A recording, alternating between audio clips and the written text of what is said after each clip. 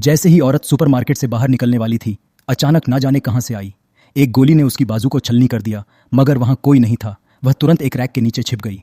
तभी दूसरी गोली चली जो उसके सिर के पास से गुजर गई। पैनिक में उसने कांच पर गोली का छेद देखा, जिससे पता चला कि हमला बाहर से हो रहा था और वह अब भी निशाने पर थी।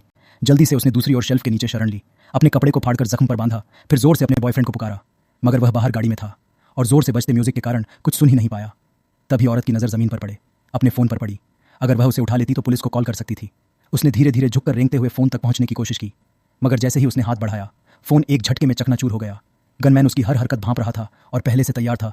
वह घबराकर दुबक गई। तभी अचानक एक पुरुष की आवाज़ आई। उसने चौंक कर इधर उधर देखा और पाया कि काउंटर पर रखे इंटरकॉम से आवाज़ आ रही थी। कोई सुपरमार्केट स्टाफ को बुला रहा था। अगर वह इंटरकॉम तक पहुंच जाए तो पुलिस को सूचना भेज सकती थी। फौरन उसने एक बड़ा चिप्स का पैकेट हवा में उछाल दिया ताकि गनमैन का ध्यान बढ़ सके। एक बार नहीं, 2 बार। जैसे ही वह रीलोड कर रहा था, वह तेजी से काउंटर की ओर भागी और इंटरकॉम पर हाथ रख दिया। उसने दूसरी तरफ मौजूद शख्स को बताया कि स्टाफ को मार दिया गया है और वह फंस गई है। वह मदद मांग ही रही थी कि तभी उसका बॉयफ्रेंड सुपरमार्केट में आ गया।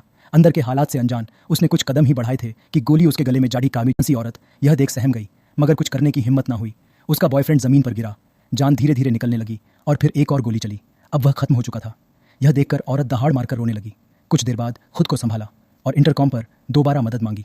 दूसरी ओर के व्यक्ति ने उसे भरोसा दिया कि पुलिस 15 मिनट में पहुंच जाएगी। लेकिन जब उसने अपने बॉयफ्रेंड के बारे में बताया तो दूसरी तरफ का आदमी अचानक हंस पड़ा। वह और कोई नहीं बल्कि वही शूटर था। वह उसे बस खेल खेल में उम्मीद और डर के बीच झुला रहा था। लेकिन तभी औरत को दीवार पर इलेक्ट्रिक स्विच दिखा। तेजी से वह रैक को ढाल की तरह खींचती हुई वहां पहुंची और लाइट बंद कर दी।